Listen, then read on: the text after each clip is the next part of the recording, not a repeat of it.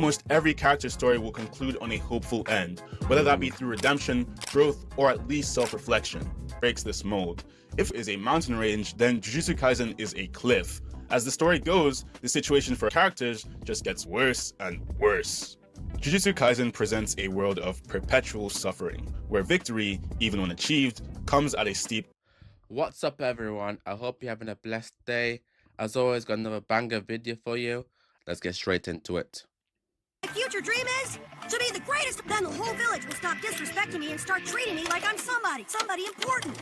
Our hopes really did get through to reach our son. This is what despair looks like. Why do some stories seem to revel in the suffering of their characters, while others do all they can to lift them up? Before answering that question, we need to understand the context of the genre I'm talking about. Shounen are manga aimed at a younger male demographic, typically focusing on action, growth, overcoming impossible obstacles, and probably an uncomfortable amount of fan service. Early series like Naruto and One Piece define themselves with these themes. The main focus is the belief that no matter how dire your circumstances may become, hope and hard work will prevail. Thousand-year-old eldritch entities, secret world governments, ancient demon lords, all fall short when compared to the determination of a 15-year-old kid who got their powers 3 months ago.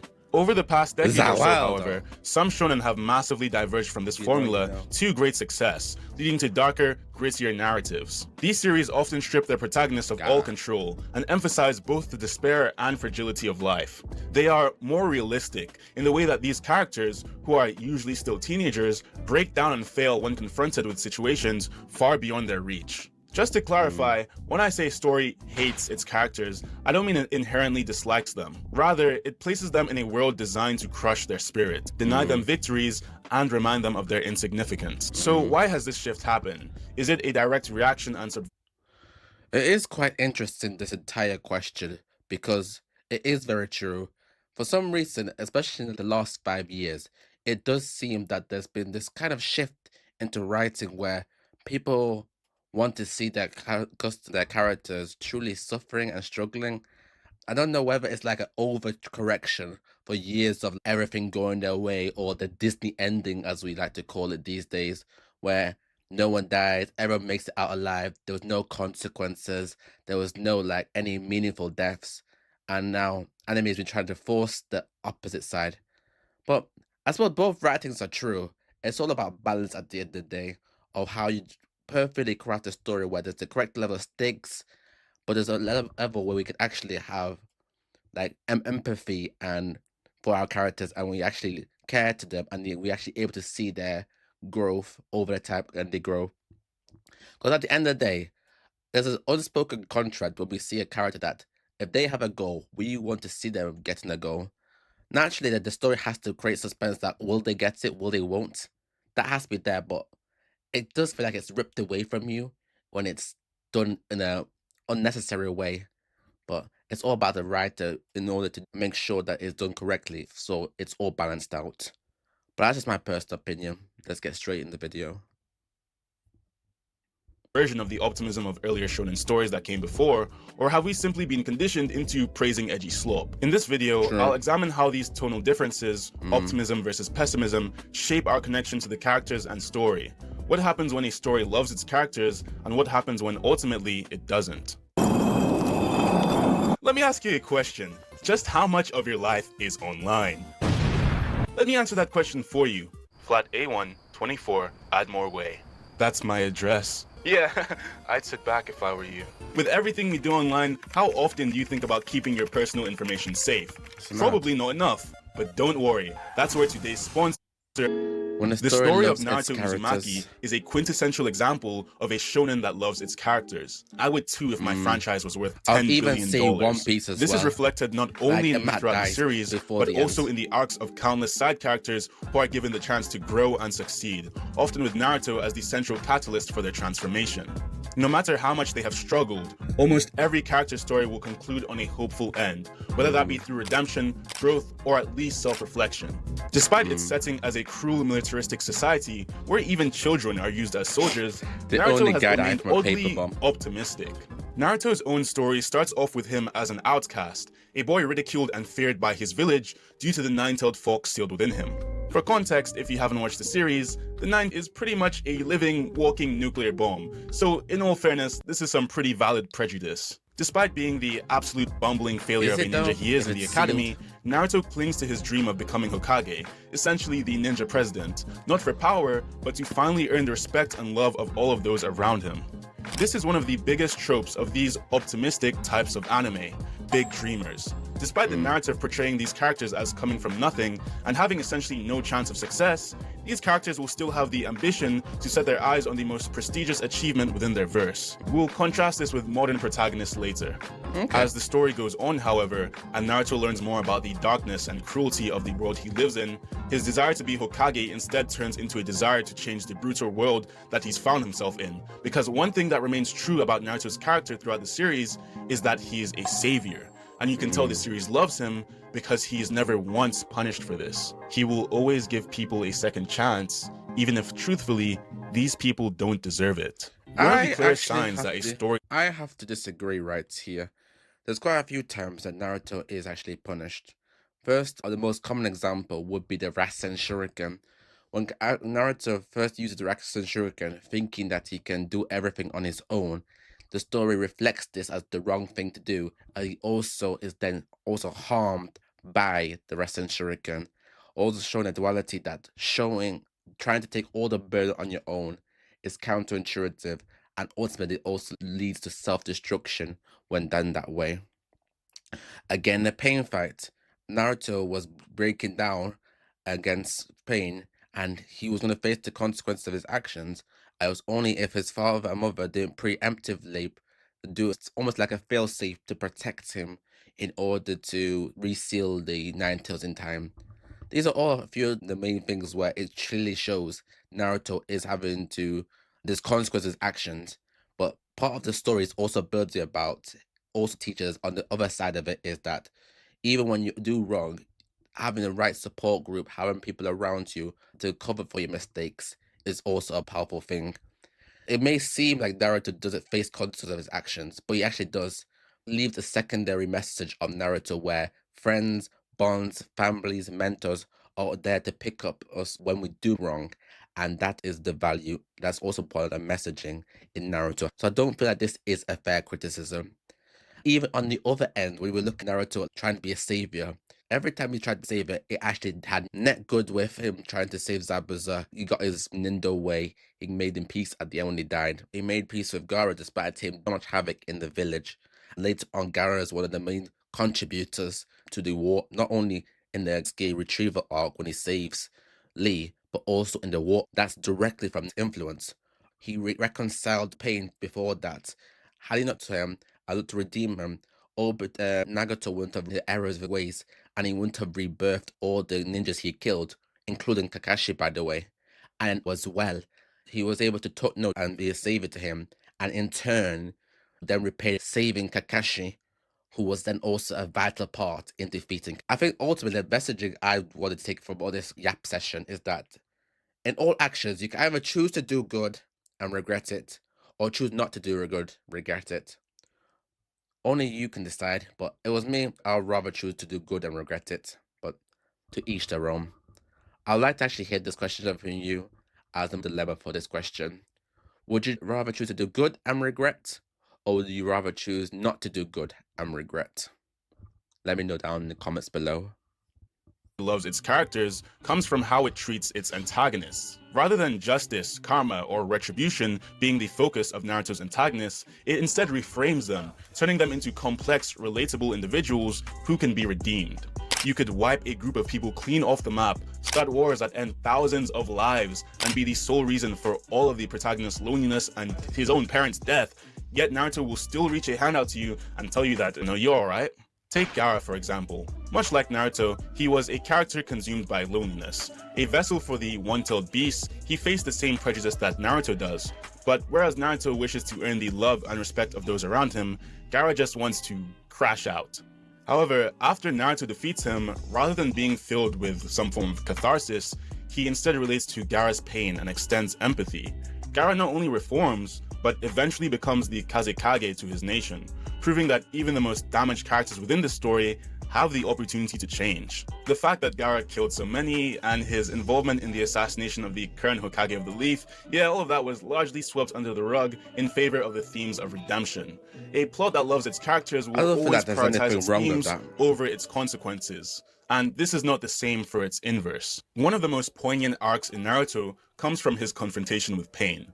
From this guy's name alone, you can probably guess what his whole gimmick is. Pain, who is actually Nagato, consumed by despair from years of war and loss, had become an agent of destruction, believing in violence as the only path towards peace. Naruto, having experienced similar amounts of pain, chooses to respond not with vengeance for destroying the village, but with understanding. This moment is another testament to the series' faith in compassion over violence. Naruto's decision to forgive Nagato and inspire him to make amends, even at the cost of his own life, highlights the powerful belief in empathy, regardless of one's past crimes. Very true. And of course, there is no case of this as important as that with Sasuke. While Naruto's story is one of forgiveness and breaking hatred, Sasuke, to juxtapose him, largely follows a path of revenge. Sasuke delves into ever deeper darkness and hatred as the series continues, and whereas Naruto humanizes his antagonist, Sasuke ruthlessly and efficiently executes his, both growing in power as they follow their separate routes. This culminates into the finale of the series, where Naruto and Sasuke have a final battle to determine whose ideals or Nindo will win out in the end. Sasuke has years of training, has managed to capture every single tailed beast, and is capable of seamlessly releasing mountain-crushing jutsu. Naruto has friendship. I know that other stuff too, but trust me, it's the friendship that makes him win. So as Naruto and Sasuke lay side by side... I hate when people do this. They use all this narrative device why Sasuke should win, and then completely gloss over why Naruto should win.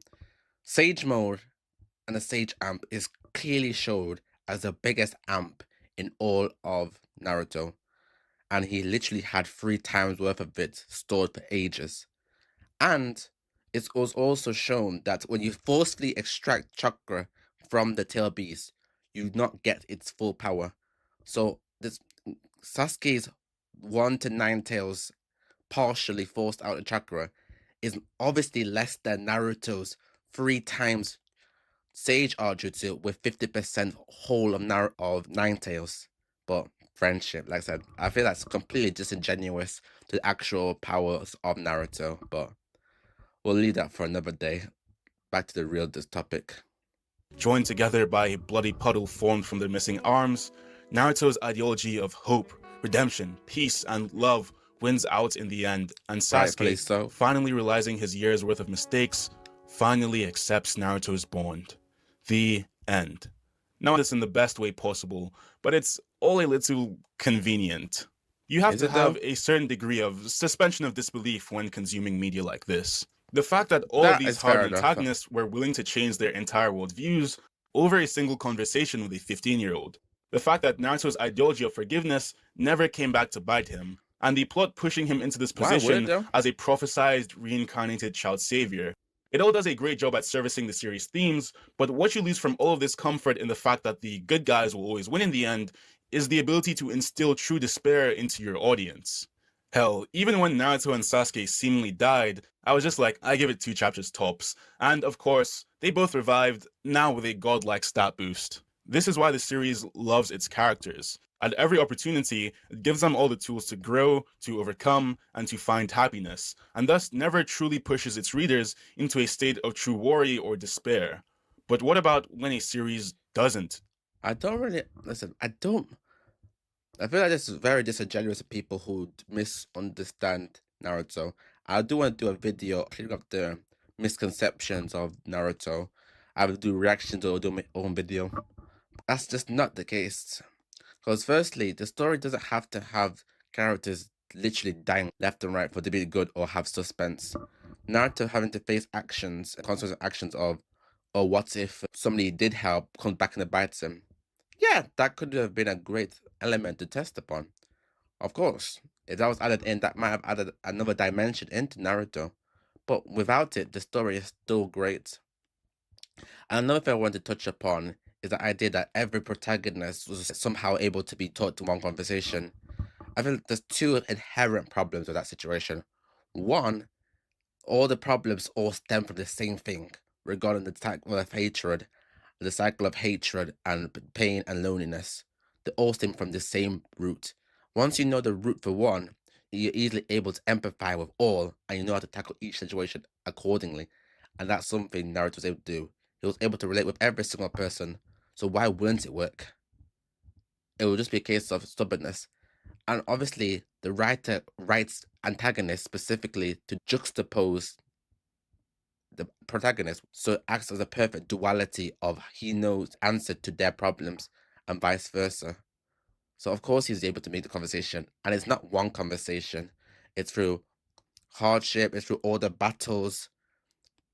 Pain was over an extended period of battle, but also had the element of the shared lessons with the mentor Jiraiya, so they have the same core foundations of understanding and teaching. Sasuke was the entire series of trying to get him on his side. To say it's one conversation is literally just nonsense. Obito again was from a battle which started all the way from six tails of using 6 paths with the Jinchuriki, to all that, to summon the 10 tails, to Obito taking in the 10 tails. There was so much going on, with so much conversation happening between them, with so much battles. To say it's one conversation is disingenuous. It might climax with a conversation end, but there was so many steps between that. And to say it was one conversation, like I said, is completely disingenuous. But that's just me yapping again. Apologies. We'll get on to the JJK element next. Do this when a story hates its characters. Yuji, you're a strong kid, so try to help others. Save the people you can, even if it's only those closest to you. It's okay if you lose your way, and don't worry about whether they'll thank you or not. Just save as many as you can, even if you can only save one. When you die, you should be surrounded by people. Don't end up like me. The story is a bit like a mountain range. At the start of every arc, you have a continual downtrend as things become worse and worse. This ultimately culminates in a climax, before things jump right back up again, returning to the status quo. Countless anime follow this continuous cycle, from One Piece to Bleach. However, Jujutsu Kaisen is different in the way that it breaks this mold. If it is a mountain range, then Jujutsu Kaisen is a cliff. As the story goes, the situation for characters just gets worse and worse. Jujutsu Kaisen presents a world of perpetual suffering, where victory, even when achieved, comes at a steep cost. Characters are rewarded for being hedonistic and selfish, and the audience's expectations of this genre are broken time and time again. One of Jujutsu Kaisen's main themes can be understood even from its first chapter, where Yuji swallows one of Suke's fingers in order to save his classmates' arguably selfless and heroic action, leading to the rebirth of Suke's overwhelming presence of cruelty and malevolence that becomes a constant shadow over life. The inner demon trope is usually used to highlight a misunderstood antagonist, one whose struggles mirror that of the protagonist before eventually becoming a force of good. Think of from Bleach. Sukuna is not like that. He juxtaposes the protagonist, yes, but whereas other inner demons are misunderstood or mistreated, is just irredeemable. He only dreams carnage and serves no one but himself. This is part of what makes him such a thrilling antagonist. He's literally just here for the love of the game. On the topic of dreams, it's almost funny comparing the scope of the dreams to other protagonists. Yuji, rather than wanting to become something like the Sorcerer King, instead simply wants to follow his grandfather's dying wish of not dying alone. Such a simple and human dream. And yet for this, Yuji is punished again and again and again. Junpei's story is one of the biggest subversions within the entire series. A lot of fans are used to the archetype of the deuteragonist that starts off as an opposing force against the main character before inevitably joining their team. Hell, even the opening points towards this. Instead, Junpei is used as a devastating blow towards Yuji's core belief in saving everyone. It's a harsh lesson that kindness and goodwill aren't enough to protect people in a world dominated by curses and malice. A lot of people disrespect Junpei's character, but honestly, he's one of the best introductions into the world that we could have gotten. And then we reach the Shibuya incident, which is considered by many, including myself, to be some of the peaks of Gege's writing. The Shibuya incident is a bloodbath, and one of the most important turning points within the entire series. Okay, I want you to imagine an arc like this in any other shounen anime, a clash of all the relevant characters so far within the series. In a lot of other stories, This would be an arc of ever-changing perspectives, going between different side characters on the good guy's side as we watch them somehow overcome their respective villains, like in the Arrancar arc of Bleach, the Sasuke recovery arc of Naruto, or even the Infinity Castle arc of Demon Slayer.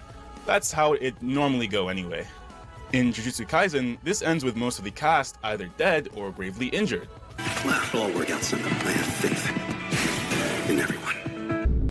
Not only is the main objective failed, this is followed by one of the worst cursed terror attacks in history, pretty much crushing the entire nation of Japan. Where else could you find such a shockingly crushing defeat on the protagonist? He says that, but even looking back at just the scenes, do they actually lose that many times?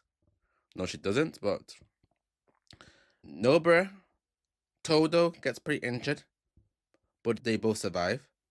No named main cast dies. Or am I tweaking? Oh, Nanami. Nanami is literally the only death. You have Nanami with one death, and Nobara and Todo with critical injuries. So that's one death, 2 critical injuries. Who do you have left? You have Itadori, Megumi. I suppose even Megumi. Maki. Yeah, Maki is still alive. Who else? Panda, if you would add him in.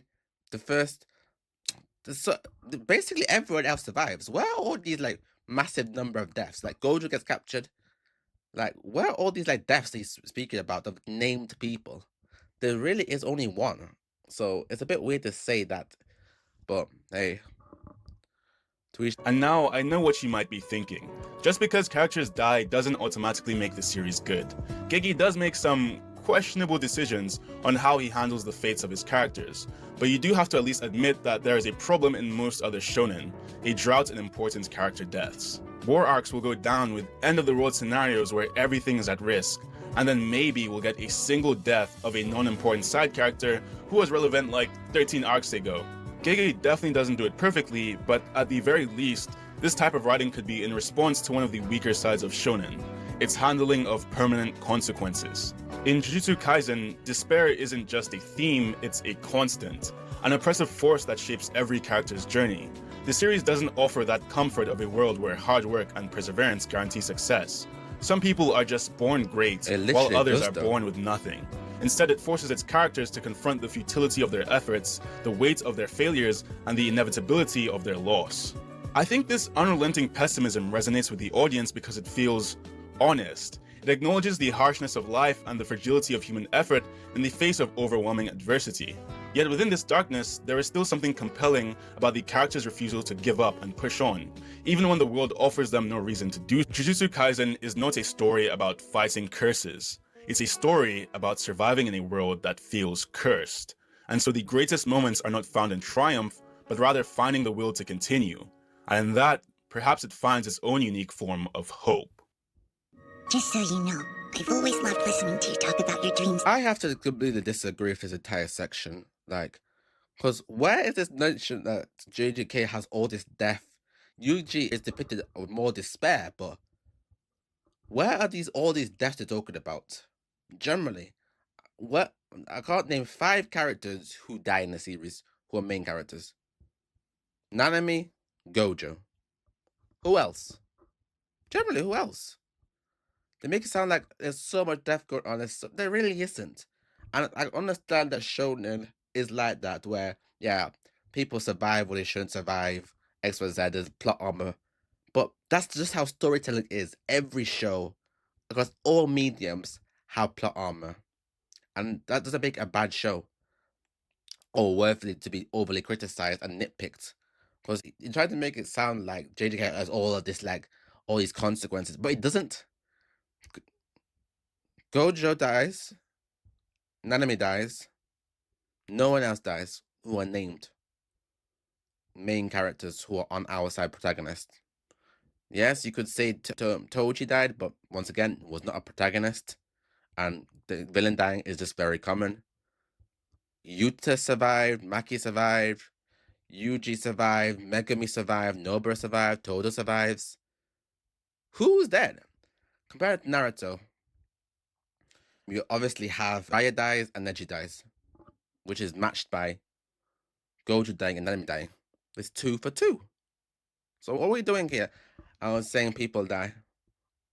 I don't really get this criticism. I generally don't. I would love anyone to correct me if they have a different opinion, but to make it sound like JJK has more depth does nonsense. It has its world building is more of a dark, grittier kind of sense, and usually feels pain, and there's a lot more like pain and the despair that happens. But across the board, it's no one really dies. Oh, Junpei as well, so that's 3. One extra death over this death-ridden series doesn't make sense to me. But that's just my opinion. Let me know down in the comments if it's an L take or W take. Here's a new contract for you. This time you're getting my heart. In exchange, show me your dreams. That's all I ask of you. If Jujutsu Kaisen was teetering on the edge of pessimism, then Chainsaw Man dives headfirst into it, embracing a worldview where hope is fleeting, relationships are fragile, and the mere action of surviving is a reward. That is the world of Chainsaw Man. The story paints a grim picture of a society consumed by devils, manifestations of humanity's worst fears, and apparently tomatoes, and chickens. I guess anyone can be afraid of anything. In the midst of all this chaos, you have Denji, and his never-ending search for the most basic forms of human joy. It's interesting to compare Denji's dreams to those of other protagonists. Even Yuji has a comparatively lofty dream of wanting to save people. Denji is not like that. His dreams stem from a life truly lived in abject poverty, and his desires are simple: food, shelter, and maybe the chance to get with a chick. He's just like me, for real. His ambitions don't stem from a place of heroism. It's a purely selfish desire to survive and get at least a little enjoyment out of his desperate life. This bleak foundation sets the tone of the entire series. Chainsaw Man is not about grand victories or stories of change and hope. It is about the hollow desire to live out a decent life and everything that life will throw at you to ruin that. Each step forward that Denji takes in his life is simply 2 steps backwards into despair. For example, if Naruto celebrates the power of relationships, Chainsaw Man examines how painful and fleeting those same relationships can be. Denji is given a brother figure in the form of Aki, someone who deeply cares for him and appreciates him on a deeper level, then is immediately forced to put him down in the most gut-wrenching moment in the series. Denji is then given a sister figure in the form of Power. Yes, a sister figure, we are not arguing about this, who is a bit of a prick, let's be honest, but still someone who he deeply relates to. Then is immediately forced to watch as Makima brutally murders her right before his eyes. These moments aren't just tragic. Okay, I think I want to end this video.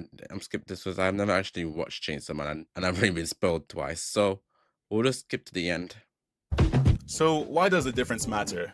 The stark contrast between these series reflects differences in the philosophy around storytelling, primarily topics of the human struggle and the nature of hope. The difference matters because they shape how audiences relate and engage with these characters, allowing them to interpret and view their own difficult experiences through separate lenses of fiction. So let me ask you, how do you view hope?